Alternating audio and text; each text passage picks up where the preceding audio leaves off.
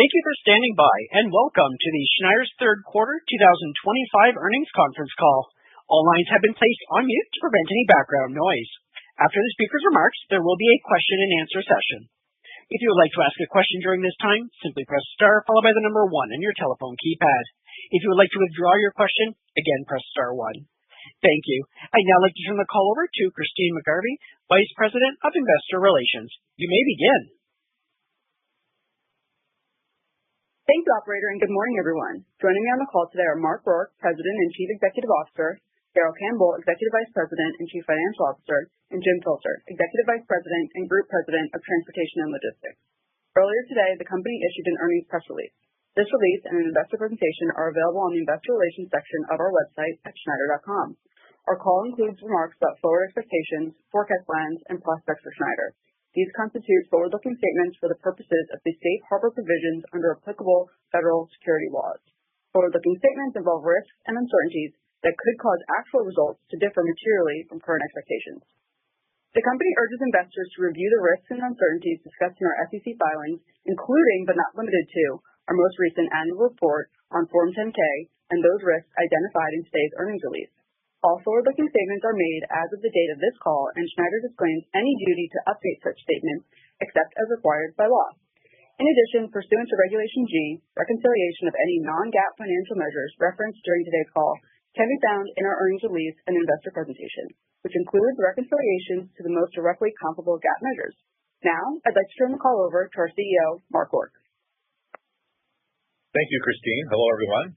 Before Darrell provides a financial overview of the third quarter results and shares our updated 2025 guidance, I will start by sharing my perspective on the freight market as well as the ongoing structural improvements we are making in the business. After, we'll answer your questions.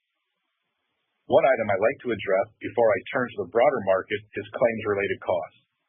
During the third quarter, we recorded roughly $16 million more in these costs than we had previously expected. This was also higher than we had incorporated into our previous guidance, even at the low end.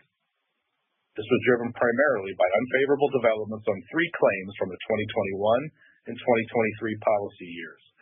We do not expect the costs associated with these developments to repeat in the fourth quarter. Now, with regard to the freight market, when we updated our expectations for the second half during our last earnings call, we experienced a solid uptick in market conditions in the back half of July that gave us some cause for optimism as we moved further into 2025. However, that strength faded as the quarter progressed, with August and September market trends largely sub-seasonal. This was evident through pockets of softer volumes with existing customers, retreating spot rates, modest peak activity to date, and an overall softer September versus typical patterns that would see strength into quarter end. Looking forward, these conditions are likely to persist into the balance of the year. Despite this, we continue to see traction in several of our key initiatives, which I will discuss in more detail shortly. Though this down cycle has been extended, several new dynamics have been introduced over the last few months that are definitive catalysts for the removal of excess capacity after several years of expecting but not seeing more significant supply rationalization. This includes dynamics such as English language proficiency enforcement and the impact of non-domicile CDL renewals. But importantly, it also reflects self-regulation driven by the mere threat of enforcement. At the same time, we are seeing a pickup in carrier bankruptcies, and the industry is now approaching a year of Class 8 production below replacement levels, a trend that may accelerate given tariff dynamics. Collectively, we believe these have the potential to drive more supply rationalization than the impact we saw in 2017 from requiring electronic logging devices for hours of service enforcement. Against this backdrop, we continue to press on our efforts to drive structural improvements in our business, especially in 3 main areas. First, when it comes to our revenue strategy, we saw further traction on our continued efforts to lean into our areas of differentiation. Second, we are also continuing to execute on our productivity actions, which are driving asset efficiency and lowering our cost to serve in any cycle dynamic. Relatedly, and third, capital discipline is driving our focus on doing more with less, which leaves us well positioned for strategic investment and the ability to act opportunistically on ways to add shareholder value. I'll provide a bit more detail about each of these efforts, starting with the progress we have made on our revenue strategy by leaning into our areas of strength. In doing so, we are creating growth opportunities and it has the added benefit of enabling us to stay more broadly disciplined. More specifically, Dedicated experienced some sub-seasonal demand in select areas such as consumer products and food and beverage, which weighed on volumes. However, wins from new and existing customers were realized at a rate 3 times the level we've seen in the first half of the year. We ended the quarter with our fleet count in line with the end of the second quarter as implementations are ongoing and we continue to see productivity gains. Looking forward, our Dedicated pipeline remains robust with a strong skew to our targeted areas of specialty equipment, which has historically been sticky and required a high level of execution and equipment capability. The strength of this pipeline will add accretive business in the coming quarters, and we plan to leverage this growth into upgrading the overall portfolio by moving away from select, lower-yielding operations as the new startups come online. This shift, plus continued traction on our productivity efforts, will be reflected primarily in revenue per truck per week gains as opposed to just fleet growth, and it will contribute to our efforts to restore truckload margins. Within network, while we finished the bid season achieving low to mid-single-digit contractual rate increases, we continue to believe the rates are not yet at a level that supports the service we deliver and the cost needed to achieve it.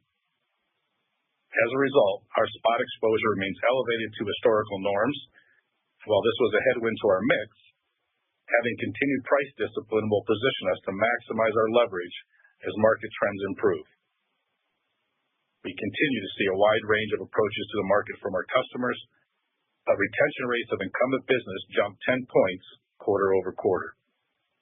In intermodal, the strength of our win rates throughout 2025 is translating to market share gains, which was a driving force behind our 10% volume growth in the quarter, several times the industry rate. In Mexico, a solid track record for our service offering that is 1 to 3 days faster than our competitors continues to resonate with customers. Third quarter volumes grew over 50% in the region, and we also seen the highest growth rate in the East since 2022. This volume strength allows us to effectively navigate the choppiness of the environment in the third quarter.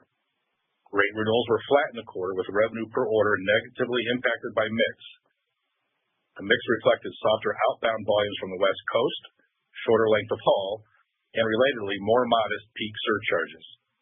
This was intentional as we chose not to chase incremental transcon volume and rates were not commensurate for the service. By continuing to lean into areas of differentiation, we were able to grow operating income and even modestly improve margins while overcoming select cost headwinds, which I will discuss shortly. In logistics, power-only revenues grew for the 6th quarter in a row, driven by resilient volumes, which remain at 98% of peak levels. Net revenue per order also showed high single-digit percentage improvement year over year, and this strength is helping to offset continued pressure in our traditional brokerage volumes as shippers remain inclined towards asset-based solutions as they anticipate a cycle turn. While we look forward to transitioning to a more supportive market, we are, as I mentioned, continuing to press on productivity actions which will improve asset efficiency and lower our cost to serve.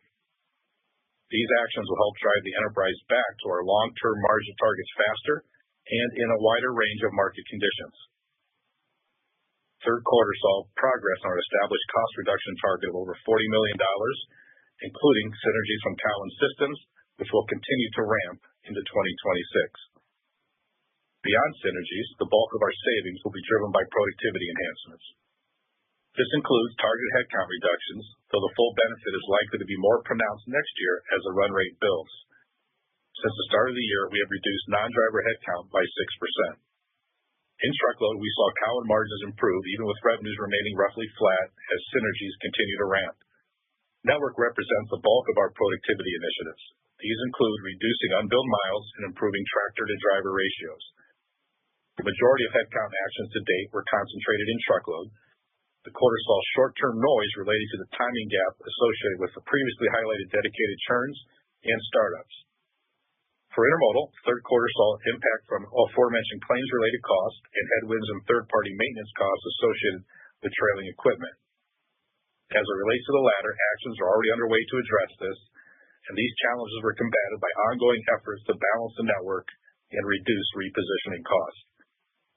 Logistics has a long history of being testing ground for our latest technology applications, and AI is no exception. For example, our overall orders per day per broker in third quarter were up double digits from levels seen in 2023, and in areas where we have more actively deployed our AI tools, productivity is several times better. This technology is helping our brokers move away from routine, less fruitful workloads and enabling them to spend more time on value-added activities. As we have seen success in our logistics offerings, we are also rolling out agentic AI to all of our other service offerings in a variety of support functions. These efforts dovetail with our ongoing use of our decision science platform, which has been deployed for some time, which enables automated decision-making and enhanced productivity while effectively balancing customer and network needs. Finally, we will remain disciplined but nimble in our capital allocations as we look forward. Darryl will discuss in more detail in a moment, but I'll say that our continued efforts to do more with less, the strength of our balance sheet, and the tactical decisions we have made related to our fleet equipment leave us with ample firepower to execute our strategic initiatives. Let's now turn over to Darryl for his insights on the third quarter and our 2025 guidance. Darryl? Thank you, Mark, and good morning, everyone. I'll review our enterprise and segment financial results for the third quarter and provide insights on our updated full-year 2025 EPS and net CapEx guidance. Summaries of our financial results and guidance can be found on pages 24 to 30 of our investor presentation available on the Investor Relations section of our website. Starting with the third quarter results, enterprise revenues, excluding fuel surcharge, were $1.3 billion, up 10% compared to a year ago.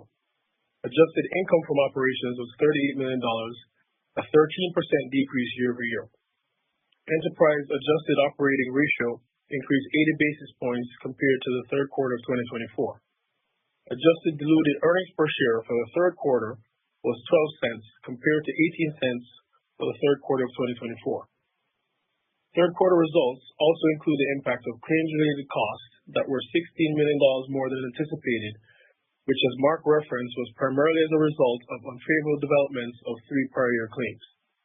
Regardless, we remain committed to our ongoing investments in safety performance, including recently enhancing the camera technology we deploy with AI-enabled features, not just because frequency remains a lever most in our control to combat these costs, but also because it's the right thing to do.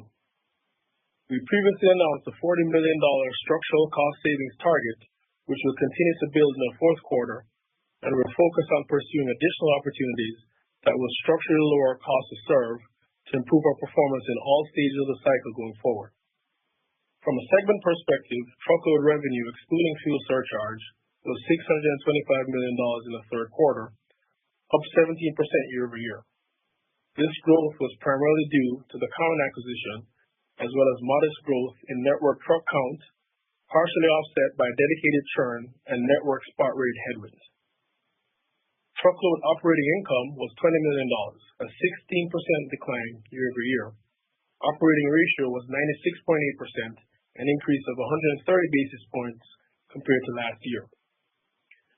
The majority of claims-related costs discussed earlier were reflected in our truckload segment. Restoring profitability in network remains a key focus of our cost initiatives, including efforts to improve equipment ratios, consolidate facilities, streamline non-driver headcount, and reduce on-bill miles. Dedicated operating income benefited from the addition of Cowan, but was also adversely impacted by the claims-related costs as well as churn that was highlighted in the second quarter. The latter dynamic was exacerbated in the short term as a result of retaining equipment in areas where we had line of sight to new startups, though this was partially offset for the segment as a whole by deploying some equipment into network. Intermodal revenues, excluding fuel surcharge, were $281 million for the third quarter, up 6% year over year. This reflected volume growth of 10%, which more than offset the mixed impact in revenue per order. The third quarter marks the 6th consecutive quarter of year-over-year volume growth in the segment. Intermodal operating income was $17 million, a 7% increase compared to the same period last year, reflecting the strong volume growth, which more than offset headwinds from claims-related costs and maintenance expense. Operating ratio was 94%, an improvement compared to the third quarter of 2024. Logistics revenue, excluding fuel surcharge, totaled $332 million in the third quarter, up 6% from the same period a year ago, driven by Cowan acquisition and growth in power only. Logistics income from operations was $6 million, down 16% year-over-year.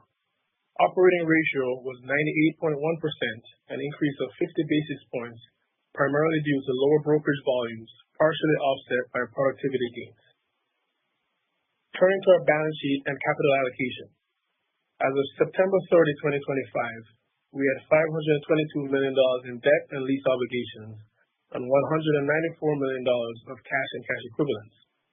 Our net debt leverage was 0.5 times at the end of the quarter, an improvement from 0.6 times at the end of the second quarter. In the third quarter, we paid $17 million in dividends and $50 million for the year. Net capex was $108 million compared to $93 million last year due to the timing of purchases of transportation equipment. As a result, free cash flow declined in the quarter. As we continue to grapple with macro uncertainty, disciplined capital allocation remains our focus. Our organic growth, aligned with our strategic initiatives, is our first priority, but our asset productivity efforts enable us to execute on this growth in a capital-efficient way.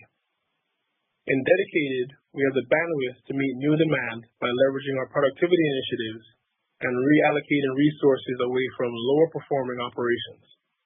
In Intermodal, our investments to date have left us well-positioned to grow up to 25% with our current trailing equipment. We now expect net capex to be approximately $300 million for the full year, compared to $325 million to $375 million previously.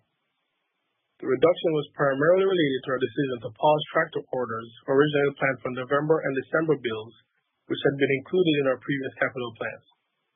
This decision was driven by the actions we outlined related to productivity and asset efficiency, and it allowed the enterprise to manage the impact of new tariffs as we reevaluate our total cost of ownership model. This will drive higher free cash flow without placing an undue burden on our fleet age. We continue to be well-positioned to act opportunistically to enhance shareholder value, including through accretive acquisitions and share repurchases. Moving to our updated full year 2025 guidance. Our adjusted earnings per share guidance for the full year 2025 is now approximately 70 cents, which assumes an effective tax rate of approximately 24%. The new guidance incorporates the impact of higher-than-expected claims-related costs in the third quarter, the majority of which we assume will not repeat in the fourth quarter, though insurance remains inflationary overall.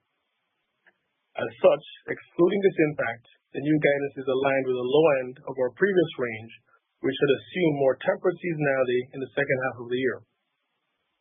For our truckload network business, we expect volume trends to remain sub-seasonal, and spot rate conditions will be an important swing factor. Dedicated earnings are expected to benefit from the pickup in new business implementations, though startup friction costs will be felt as they ramp up. For our Intermodal segment, we continue to expect roughly flat pricing for the remainder of the year, which assumes minimal peak surcharges. Similarly, we believe there was some degree of pull forward in the third quarter, which could drive an earlier end to peak season than is typical, though we continue to expect our volume growth to be above market. Our logistics segment outlook reflects continued pressure on truckload volumes, which is likely to continue to weigh on operating income despite solid execution in managing net revenue per order.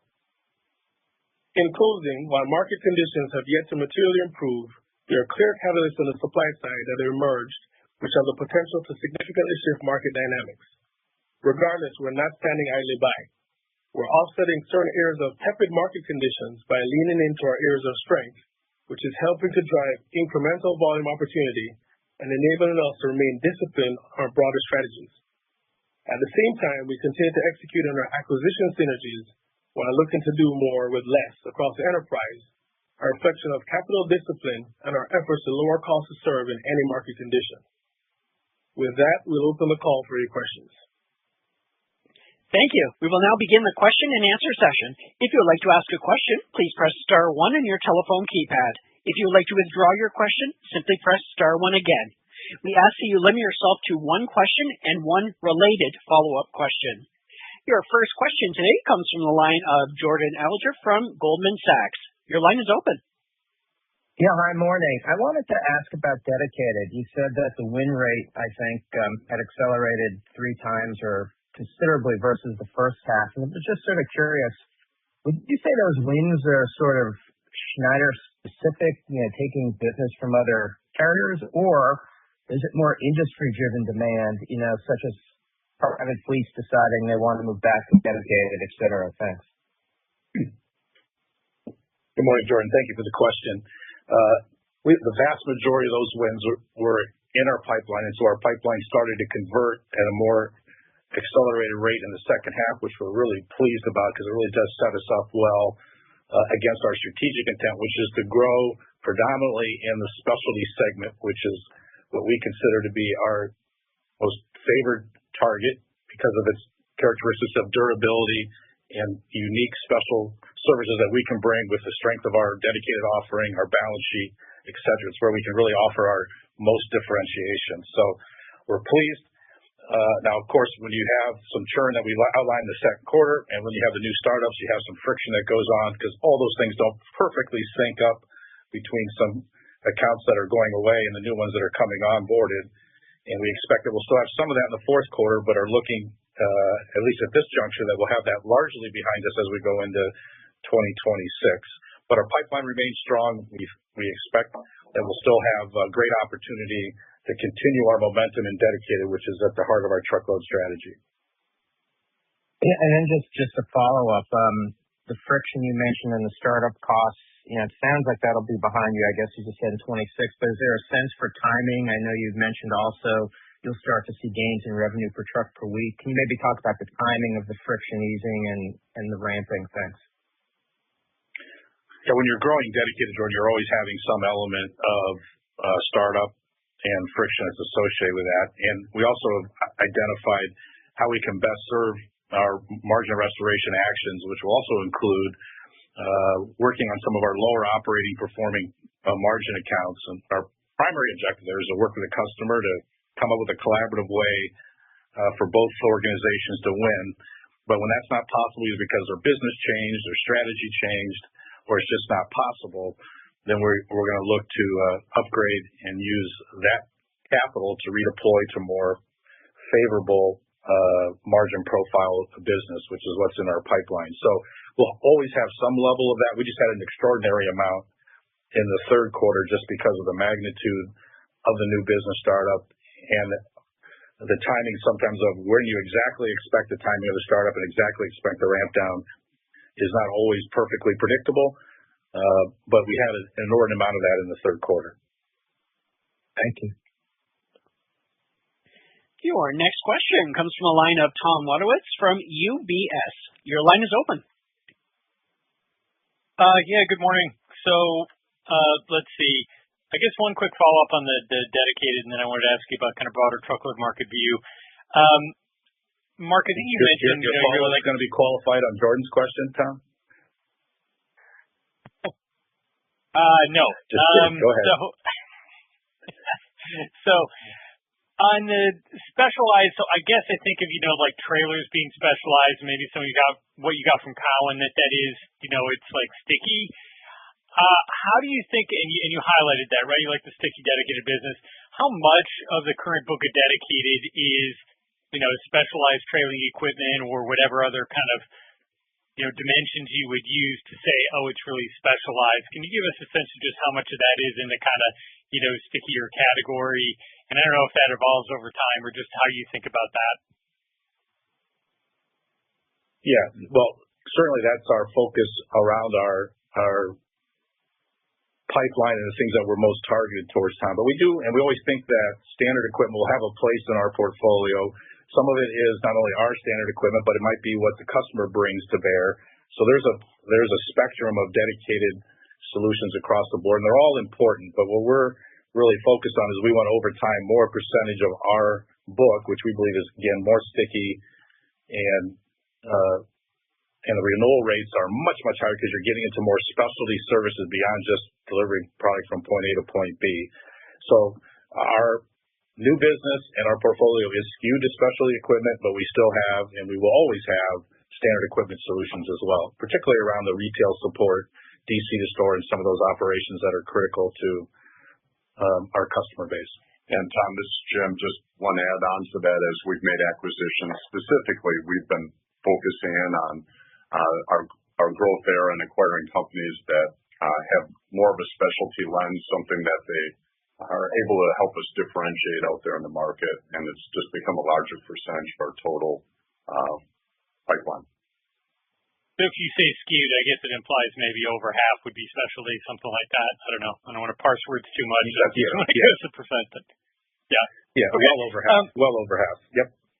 Well over half. Okay. Yeah. Thanks for that. And just on broader truckload market, I mean, I think this topic's been coming up. I crawl, for the different providers, and you obviously have a broad look on the market. The regulatory actions seem like they could have a really large impact, right? And so you've got that, but then you got kind of October freight seems poor, worse than normal seasonality. You said August, September subseasonal. So it's like, you got two factors to supply demand, and which is the more visible or more dominant driver when you look into 26. So I don't know how you kind of set those up. If you get 200,000 trucks out of the market and freight demand is still poor, is the market a lot tighter? Or how do you think about those pieces and kind of how much we should focus on one or the other when we look at the truckload market in 26? Thank you. Sure, Tom. We'll have full discussion about 2026 just yet, but I guess I would look at where we're going to finish this year, and let's maybe look back a year ago to this time.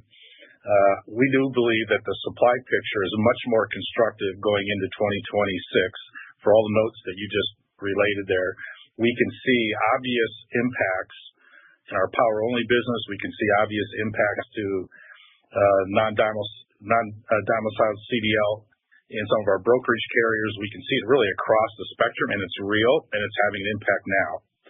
And we only think that that's going to continue to ramp. So the constructive nature of the supply side going into next year is, in our view, much different than what came into 2025, which also wasn't a necessarily overly robust demand environment. So I think we have different factors at play.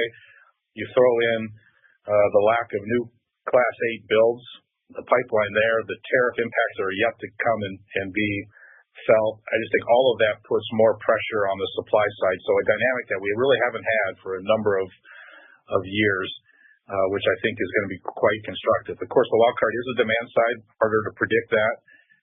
But I think I'm confident that Schneider is going to be able to better handle those dynamics across our portfolio with our optionality of offering and services. And I think that's going to be a more positive setup for the Schneiders of the world heading into 2026. And Mark, this Jim, just one add-on to that. This is something our customers are already talking to us about this because they are concerned about the mix of carriers that they're running coming into this changing marketplace and seeking to get ahead of this. Great, thank you. Your next question comes from the line of Ravi Shanker from Morgan Stanley. Your line is open. Great. Thanks for the comments on the supply side here. How is that influencing your bid rate conversations for 2026, the early conversations you're having? Kind of, if customers are concerned, can you try to be opportunistic here and maybe go for mid to high single digits? Thanks, Ravi. Thanks for the question. As you look at 2025, even without some of those factors, we were able to achieve mid to low single digit increases in our network business, truck business in 2025. And so we do believe we need to have, and the industry needs to have, more rate recovery in 2026. At this juncture with customers, we're predominantly just in the kind of the strategy phase of the allocation season for 2026. So we're in a series of discussions just of where their priorities are, what their strategies are, and how we might best align with those. And so don't have a lot to report yet on what 2026 renewals look like, but we do believe that the environment, as I mentioned, because of the supply side, is more constructive as we go into next year. Understood. And maybe a follow-up there. Obviously, very weird environment with demand continuing to remain reasonably soft, but then supply maybe tightening up a little bit. How does that influence power only in particular on the logistics side going into next year? And kind of, do you think supply alone will be able to drive kind of rates and market tightening next year, or do you really need to see the demand side also pick up? Thank you. Yeah, I think we have to ultimately hope to see both. But again, being more constructive on the supply side, I think will help. I think there will likely be more flight to quality from a customer standpoint. We are seeing impacts in certain elements of our power-only carrier base who may have more reliance on some of those capacity types that are most under fire here based upon the increased regulation or regulatory enforcement.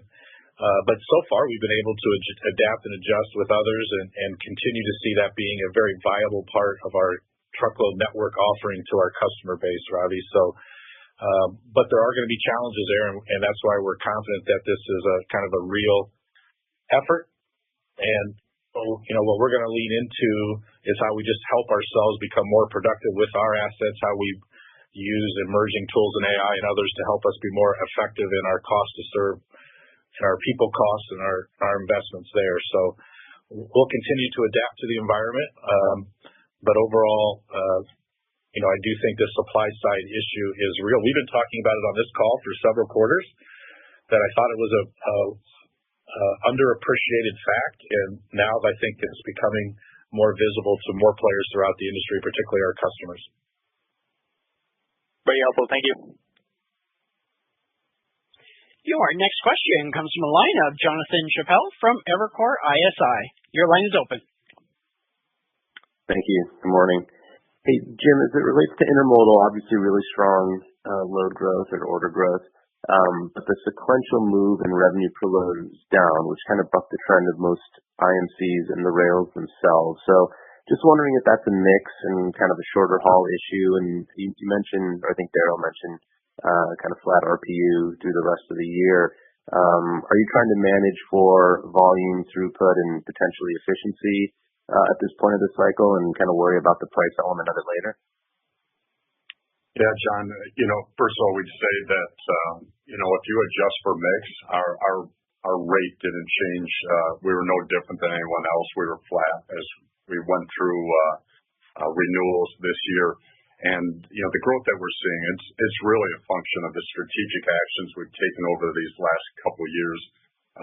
That's differentiating our business. We've been able to expand in new verticals like automotive, improve service levels, and that's what really drove the larger allocations as we went through the first half of the year that we had been talking about.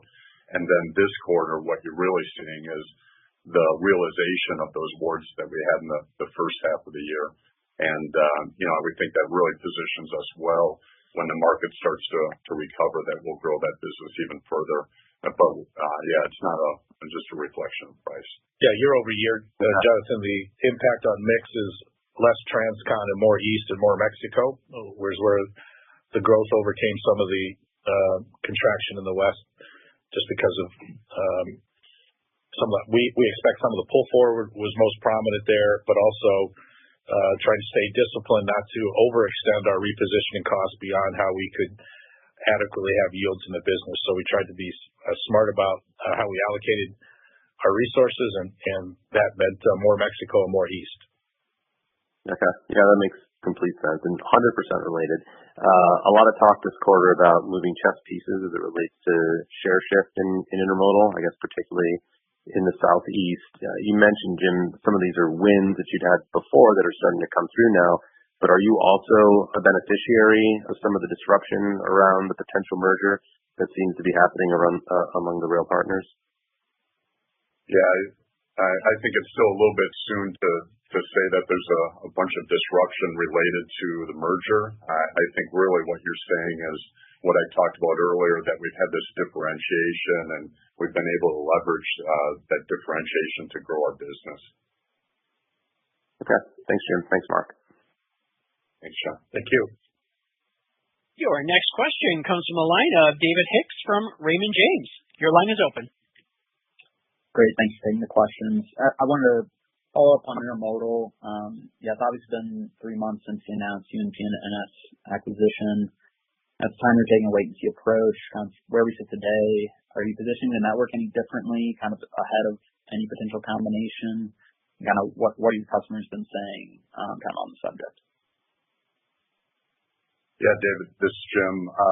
Really, it's still very early in this process, and we're very engaged with the rails as the process is evolving. There's still a lot more details that need to reveal themselves, and when they do, we'll be able to start saying more about that. But we're really confident in our intermodal team. Our customers have a lot of confidence in our team. We've navigated two of these changes over the last couple of years, and obviously we came out of it stronger than we went into those, and that's what really enabled our market share growth. Great. Thanks, Jim. And then box turns obviously inflected up pretty sharply here in 3Q. Well, and you're also taking containers out of the intermodal network.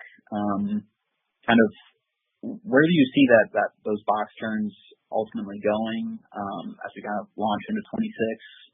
And obviously, you have a lot of excess growth potential. So, do you see any need for investment into your container fleet from here?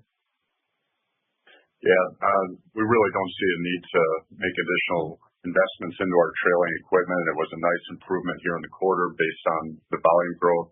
The reduction in trailing equipment is really just a function of normal, salvages coming out of our business, but there's nothing planful of reducing that any further. But in terms of where box count or container turns go, it's really just a function of our ability to continue to onboard more customers, get greater allocations going forward, grow in our areas of differentiation, and then with a more supportive truckload market, believe that will enable growth in terms of intermodal. But ultimately, we're seeing better and better performance from the rails. That's also our company dray is very effective, and that tells me we can get back to container turns that we've had, historically, or even better. And that's where, Darrell had mentioned 25% volume growth with this current trailing equipment. Yep, appreciate it. Thanks. You bet. Your next question comes from the line of Brian Ossenbeck from JP Morgan. Your line is open. Hey, good morning. Thanks for taking the question. Morning, Brian. Mark.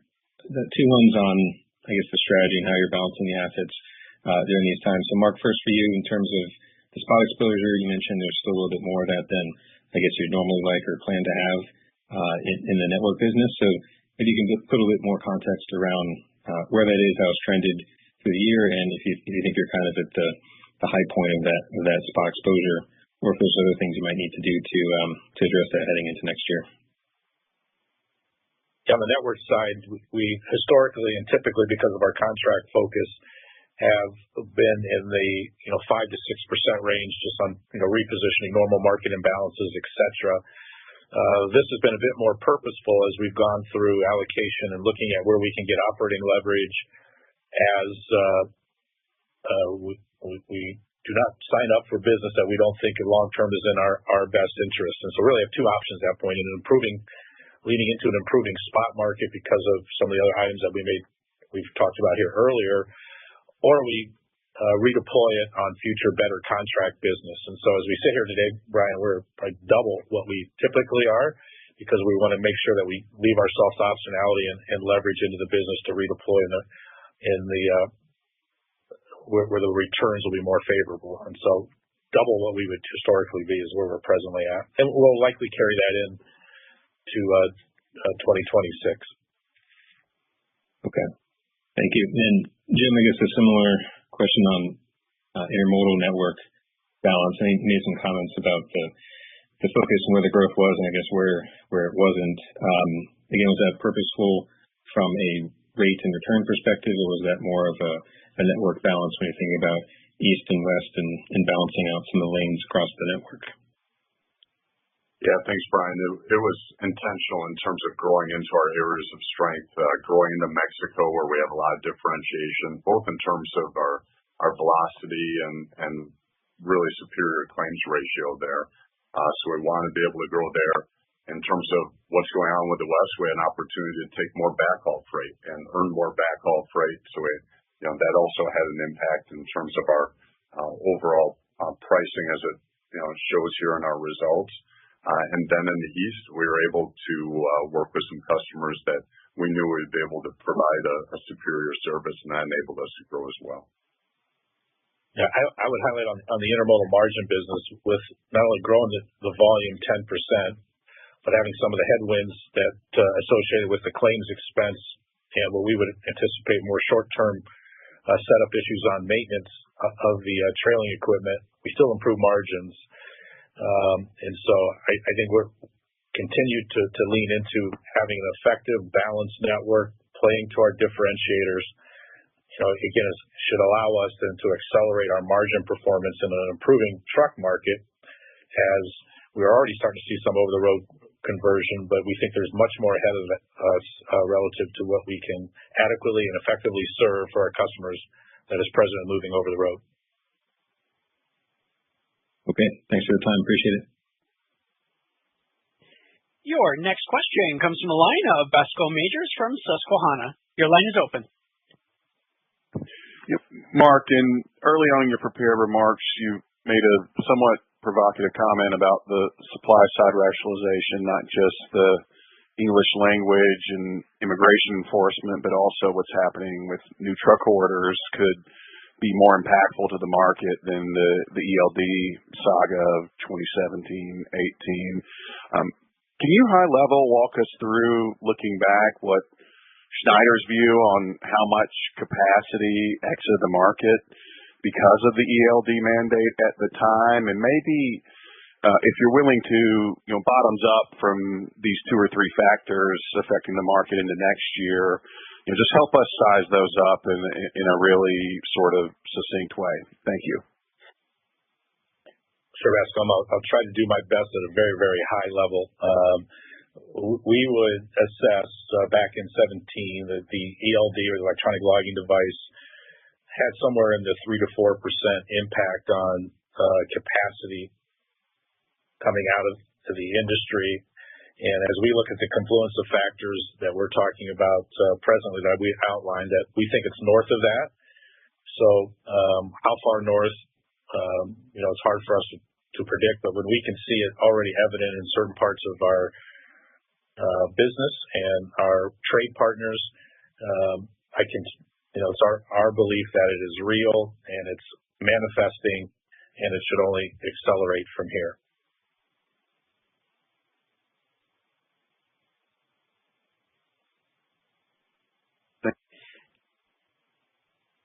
Your next question comes from the line of Reed Shea from Stephens. Your line is open. Hey guys, this is Joe Witterlin on for Reed. Thanks for taking the question. It sounds like you have a more positive outlook on the supply side for 2026 given the regulatory changes. Could you maybe just give some additional thoughts on the demand environment, be it for the network business, dedicated or specialized? Are you seeing any green shoots of better demand from those customers as more pivot to asset-based offerings and your value proposition? And then looking at next year, what do you view as the biggest potential demand catalysts? Or are you more so just expecting more stable demand with capacity rationalization to drive an acceleration from here? Sure. We would, obviously characterize the demand picture as being fairly steady, if unspectacular. And so I think the consumer is held in there very well. All the metrics that you see associated with the consumer has been fairly steady. What has not been much of a catalyst to date for us has been the industrial side of the economy. If you look at the ISM and other indexes, we've been in the contraction phase there for a very, very long time. The big beautiful bill, some of the rate cut activity, the project work that's going on the building side of the industrial economy, can that be something that finally turns into a demand catalyst in 2026? We think it's, again, a more constructive environment for that. But then the question is how firm is the consumer and how does that portend for next year? And we are obviously in conversations with our customers.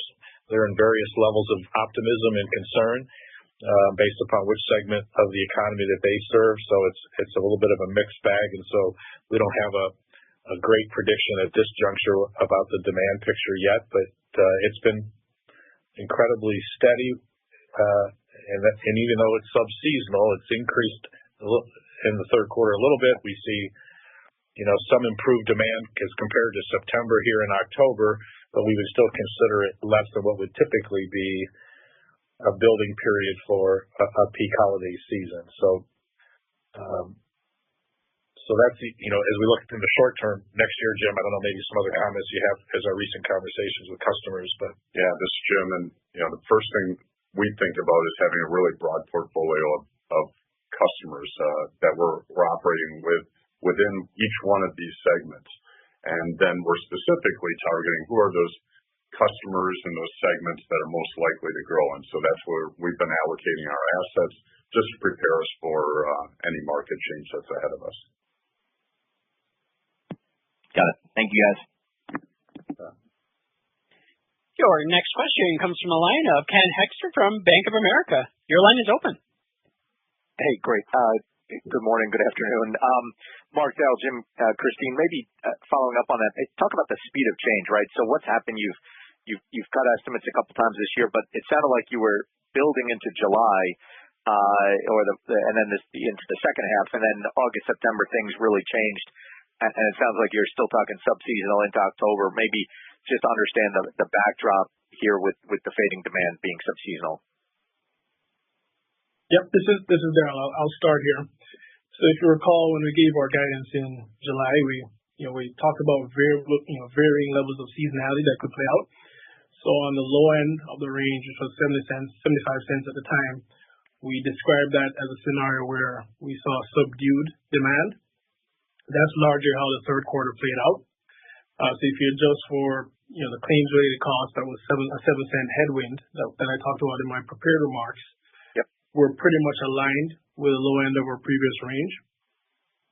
So it's really a function of what did seasonality look like, which was more subdued, which was one of our scenarios in terms of a downside.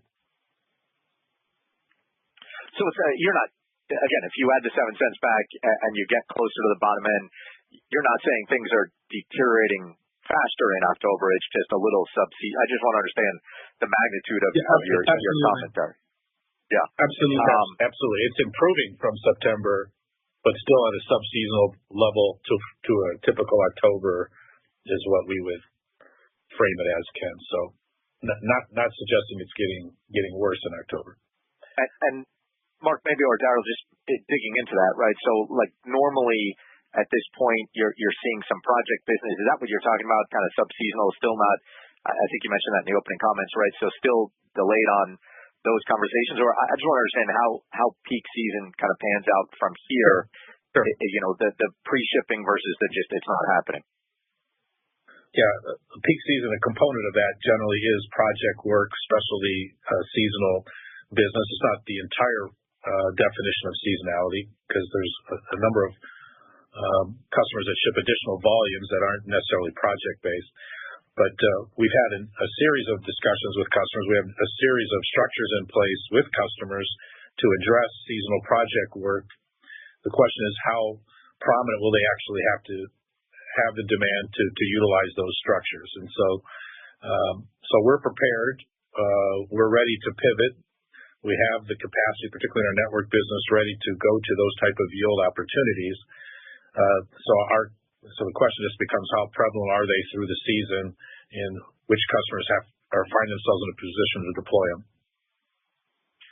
And then just totally big picture, if I can step back for a sec. Autonomous is not something we've heard about much yet. We've got now, two companies in the public market. What's your relationship and your testing phase? Where are you, and where do you think it's developing at this point?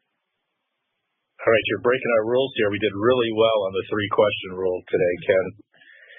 Take it offline. But so real quickly on the autonomous vehicle, we've been aligned really since the get-go with looking at assessing who we think the winners are going to be ultimately in this space, and our belief continues to be those who are best aligned with OEMs, who are engineering from the ground up, have the best mousetrap. And presently, we are testing actively with both Aurora and Torque are our two primary, and those are the folks that we've aligned to and continue to advance the process with. I'll leave it at that. Thanks, Mark. Thanks, guys. Thank you. Your next question comes from a line of Chris Wetherbee from Wells Fargo. Your line is open. Hey, thanks. Good morning, guys. I guess I just wanted to ask a question about sort of the current environment. So have you guys seen the spot market in October get stronger sequentially? I think there's been a little bit of debate around that. We see the load boards and what they tell us, but when you talk to companies, you get sort of different answers about what they're seeing. So maybe some perspective on what you're seeing actually in the spot market in the month of October. Yeah, thanks, Chris. This is Jim. You're absolutely right. You're seeing a lot of variety here across different markets, and part of that relates back to what we were just talking about. There's parts of the country where there are carriers avoiding those states where there is additional enforcement.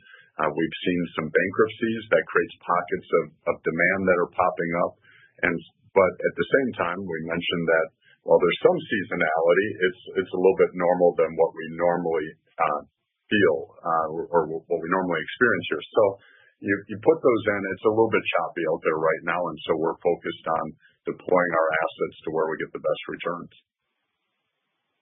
Okay, so it sounds like maybe geographically isolated, there are some pockets, but not widespread in terms of improvement sequentially. Okay, that's super helpful. Appreciate it. Okay. Super helpful. And then just really quick on the dedicated side, revenue per truck per week. I think you talked about a little disruption. Just wanted to get a sense of the drivers of the sequential decline in that number. And then I think, Mark, you noted that probably gets better as we move. Is that a fourth quarter comment? Just want to understand some of the moving parts in revenue per truck per week in dedicated. Yeah, Chris, part of it, when you were in the state of flux of ramp down or ramp up, you had just underutilized assets. So the truck count is in the denominator, but the revenue isn't as clean because you're in various stages of ramp up and ramp down. So it's an inefficient period. And so that really gets manifested in the revenue per truck per week. It's not so much a pricing element as there's some elements of price, obviously, in revenue per week. But when we're talking about the friction, it's just the underutilized asset because of that gaseous state, as I call it. Yeah, we had clear visibility, this is Jim, clear visibility to these new businesses that were ramping up. We want to make sure that we have that equipment available, ready to go. And it's just not perfect timing between when we're taking equipment off of one operation and then moving it over to another. And so I expect that as we go through Q4 that we'll have that business starting up, and that's ultimately what's going to enable us to drive margin improvement. Okay. Very helpful. Thanks so much. Thank you. Your next question comes from the line of Bruce Chan from Stifel. Your line is open. Hey, good morning, everybody. Maybe want to touch on your productivity improvements and especially some of the early efforts into AI that you talked about. There's certainly a lot of discussion about that this earnings season. You mentioned the $40 million cost opportunity. How much of that is assumed for this year? How much do you have budgeted for next year? And maybe just some general thoughts around how you're thinking about the incremental opportunity from there, especially in an upcycle. I imagine it's a little bit more pronounced in logistics. Maybe you've got some routing and utilization opportunities in dedicated. So any color there would be great. Sure. This is Darrell. So I'll start. So the $40 million is an annual target, but it includes synergies, including Cowan. So in our opening remarks, we talked about just the sequential improvement in margins for Cowan.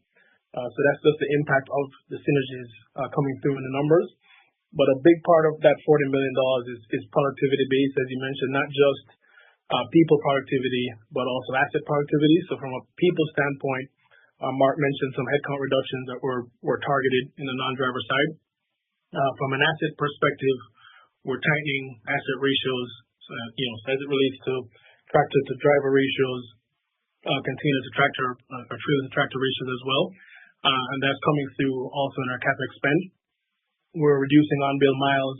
We're looking at third-party spend. We're looking at facilities. So we're on track for that $40 million. We said previously that those costs were expected to ramp throughout the year, and we're seeing that more back half weighted. Savings. Savings, right? The savings would ramp. But we're not done, right? So everything that we're doing here is structural in nature to lower cost to serve. We've seen that coming through. We talked about intermodal improving margin.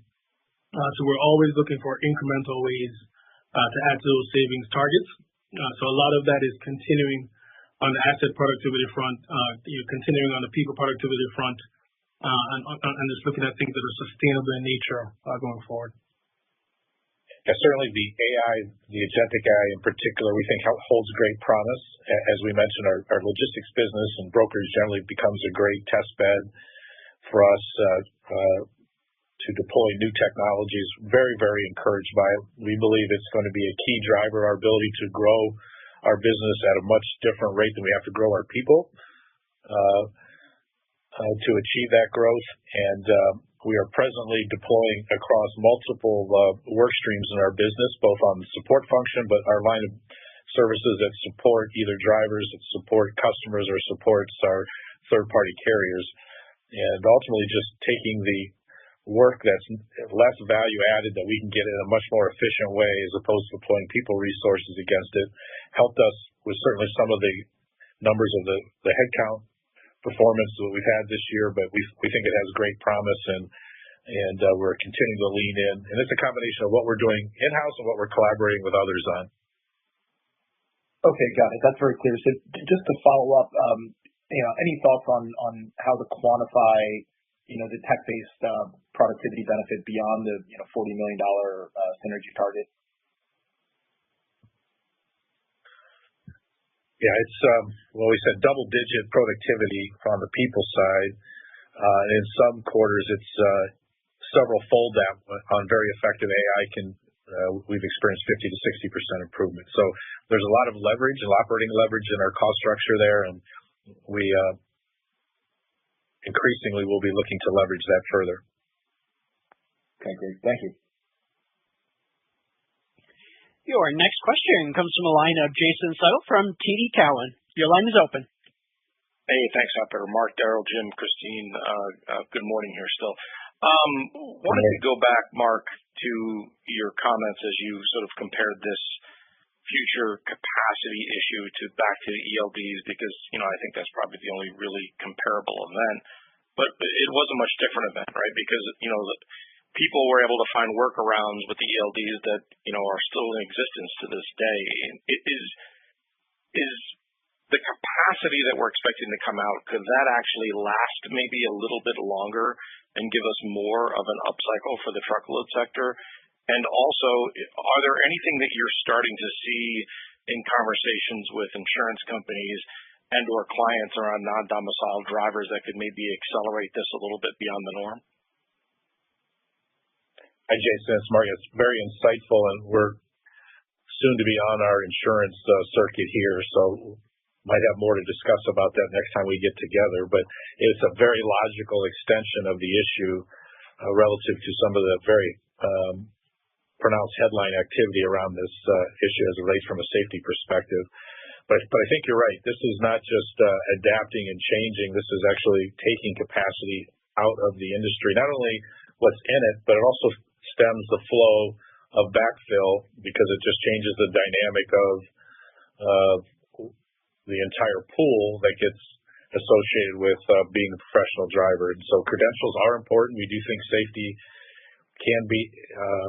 is impacted by the quality of training, the quality of the infrastructure at a carrier. And so we think this is the right thing to do, but also certainly we think has a staying power relative to the overall capacity pool that's available for professional truck driving.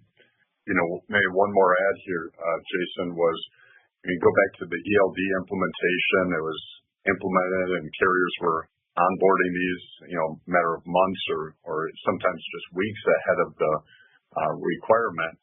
And then everything was stabilized after that. This is something that's going to play out over the next 2 years. So just because we get to a level of equilibrium, capacity will continue to come out. There isn't a spot where it starts to regrow. And that's why it's really important that we're having our discussions with our customers. Customers are being strategic, not just about what the market is right now, but through the lifetime of the allocation event. That makes sense. And so for my follow-up question, I promise I'll keep it at two. I just wanted to talk about sort of the near-term weakness that most companies are sort of calling out here in the marketplace? Because it doesn't feel like the industrial market got that much worse. Is some of this related to the government shutdown?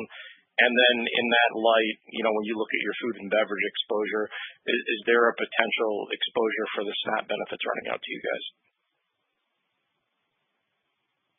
Yeah, we're not probably versed enough to understand the entire government impact here or seeing it. We do, and we have seen a trade down from our customer base relative to a big box retail, perhaps down to the discount retail is really a very healthy part of the segment base now and of our distribution of retail customers. And so I think that possibly could be related, Jason. But again, I would just caution it. I think the demand level has been relatively stable. It just hasn't followed typical seasonal patterns. And so I think maybe at least that's our view. It's the kind of the lift that you would normally see in September and the quarter, that the lift that you would normally see perhaps to start peak season here in October. Doesn't mean that it's eroding. It just means it's not growing at the kind of historical levels, which we've been in the last couple of years, quite frankly. So maybe before more supply driven, this one perhaps maybe more demand driven, but I wouldn't interpret